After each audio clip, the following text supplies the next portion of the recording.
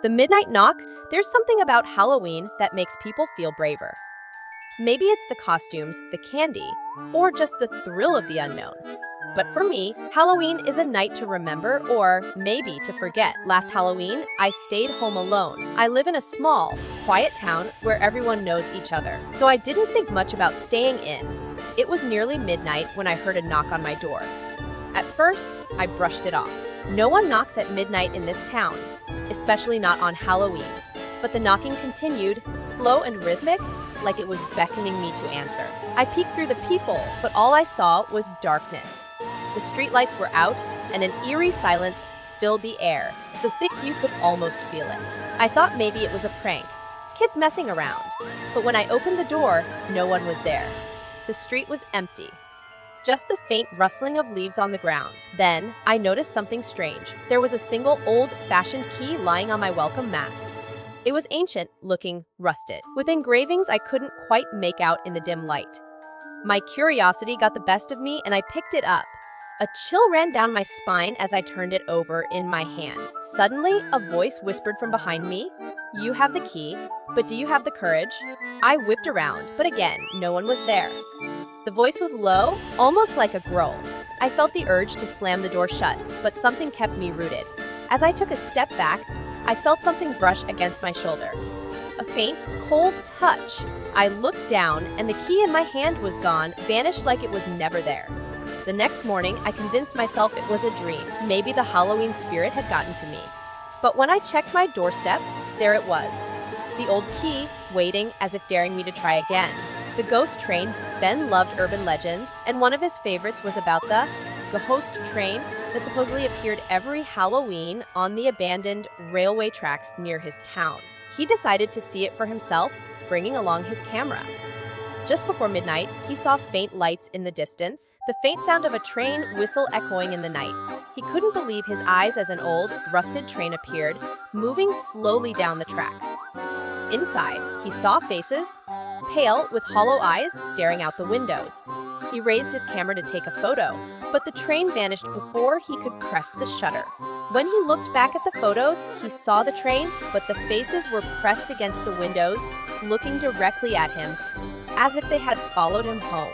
The phantom in the mirror Halloween night in an old farmhouse can be unsettling enough, but for Sarah, it was just the beginning of something horrifying. While getting ready to hand out candy, she noticed something strange in her bathroom mirror. Her reflection looked off. The other Sarah seemed to have a smirk that Sarah wasn't wearing, and her eyes seemed darker than usual. Brushing it off as Halloween jitters, she tried to ignore it. But every time she glanced back at the mirror, her reflection was watching her. Later, she heard a whisper, "Let me out." She froze, staring at her reflection, realizing the other Sarah was mouthing the words. She shut off the lights, her heart racing. But before she could leave, she heard the mirror shatter. When she turned the light back on, there was no broken glass, just her reflection smirking, almost like it was glad she'd looked away. The last trick or treater? Every Halloween, Mr. Thompson enjoyed handing out candy to the neighborhood kids. But this year, something felt different. Around midnight, when most trick-or-treaters had gone home, a little boy in a torn clown costume knocked on his door. Mr. Thompson, surprised but charmed, offered the boy some candy, but the child didn't move. He only looked up and asked, "Can I come inside?" Something about his hollow, empty stare sent a chill down Mr. Thompson's spine. He politely declined, but the boy insisted, asking over and over. Finally, Thompson closed the door, feeling the strange weight of the encounter. The next morning, he found a single handprint on the glass, far too high for any child to reach. The Whispering Woods. Alex and his friends had heard about the haunted woods just outside of town, where, legend had it, people could hear whispers from the past. They ventured out on Halloween night, looking for a scare. The deeper they went, the quieter the world became, until all they could hear were their footsteps and the soft whispers. At first, it was just faint like a breeze, but soon they heard their own names called out, one by one, like an invitation. They decided to turn back, but Alex realized he'd left his flashlight behind. When he returned to grab it, he saw a figure that looked just like him, standing a few feet away, beckoning him deeper into the woods. He ran back to his friends, but none of them spoke about what they had seen that night. The whispers followed them all the way home. The old doll's revenge. When Amanda found an old porcelain doll at an estate sale, she thought it would be a cute Halloween decoration. But soon after bringing it home, strange things started happening. Every morning, she'd find the doll in a different spot, facing her bed, as if it had moved on its own. She dismissed it, thinking she must have forgotten moving it. But one night, she heard a soft, eerie giggle coming from the doll's direction. She threw it in the attic, trying to rid her mind of the fear. That night, however, she woke up to find it lying on her pillow, its tiny hand resting on her cheek. When she threw it out, she heard a voice, faint but unmistakable, "I'm not finished with you." The doll disappeared from her trash, only to reappear in her bedroom the following Halloween. Guard Watcher. Last Halloween, Jake and his buddies dared each other to spend the night in the old town graveyard. It was all fun and games at first, telling ghost stories and laughing to shake off the fear. But around 2 a.m., you're standing near one of the tombstones, watching them in silence. Thinking it was a prank, they called out, but the figure didn't move. As they approached, the figure began to walk, gliding from grave to grave, eyes locked on them.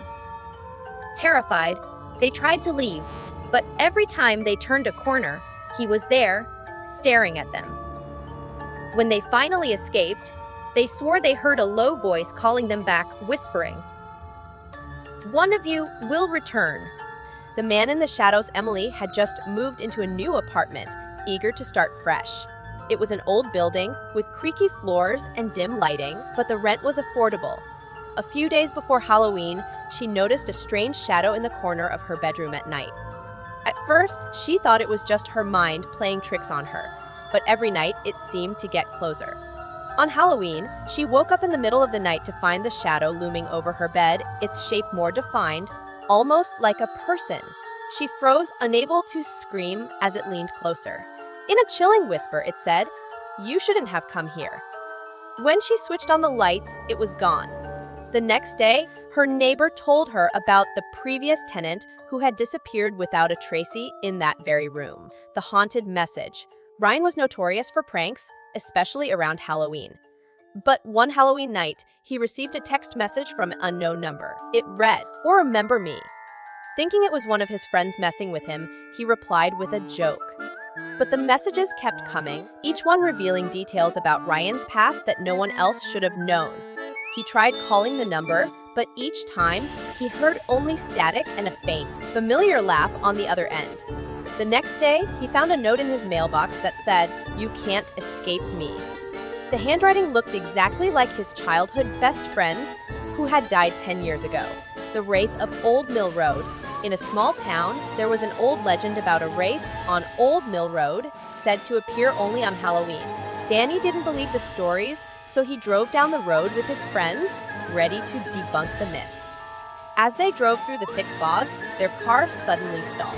While they tried to restart it, a figure appeared in the road ahead, dressed in ragged clothes, with hollow eyes and a pale, twisted face. The figure started moving toward them, slow but relentless.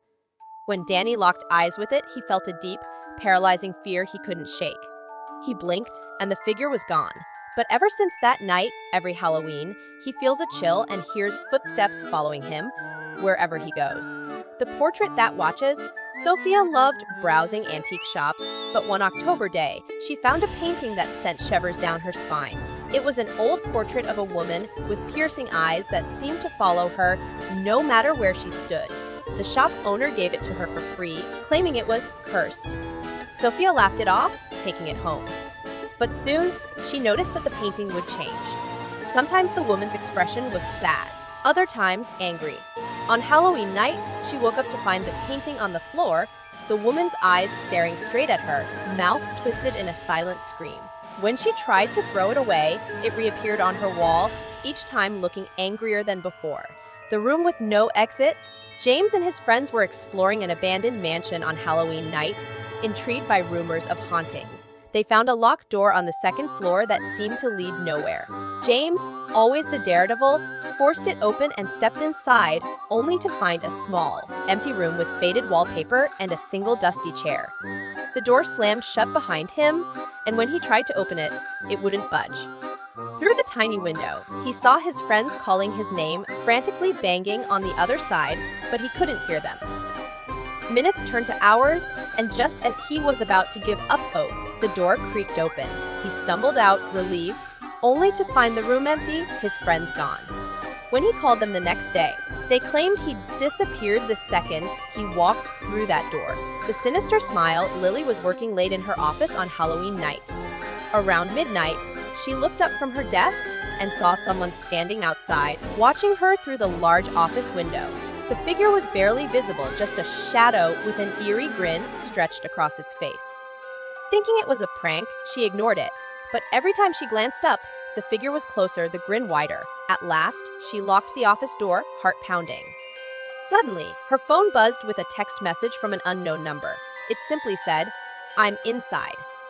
She turned around, and there it was, a pair of empty eyes staring right back at her from the reflection in her computer screen.